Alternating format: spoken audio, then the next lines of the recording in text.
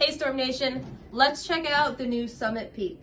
This is a pearl symmetrical ball. Here are some important facts to note about this ball. The cover is TX23 and it has the centripetal HD AI core. So what should we expect out of this ball? Well, when comparing to the original Summit, the Peak is going to give us more length, get through the front part of the lane a little bit cleaner, and store more energy down lane for an extra pop through the pins. This should allow us to stay in that part of the lane that we want to while keeping a similar overall shape. And that's what I'm mostly looking forward to with this ball. Being able to stay in that slot without having to fight the front part of the lane and without being forced to move left. Now we're going to go throw the Summit Peak on a couple of different oil patterns so we can see some different shapes, as well as compare it to the original Summit. On lane 1, we have out 37 feet.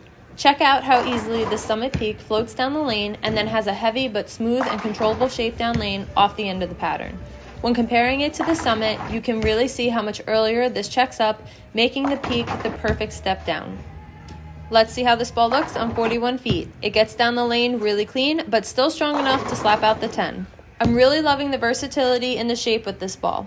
From playing steeper at the gutter on lane 1, and now more up the lane, this ball keeps a really strong and consistent heavy roll and goes through the pins really well. You can see here the similar shape to the Summit, while they both pick up into very different parts of the lane. I'm super excited to see this ball in action, and I think it's going to fill a very important slot in my bag.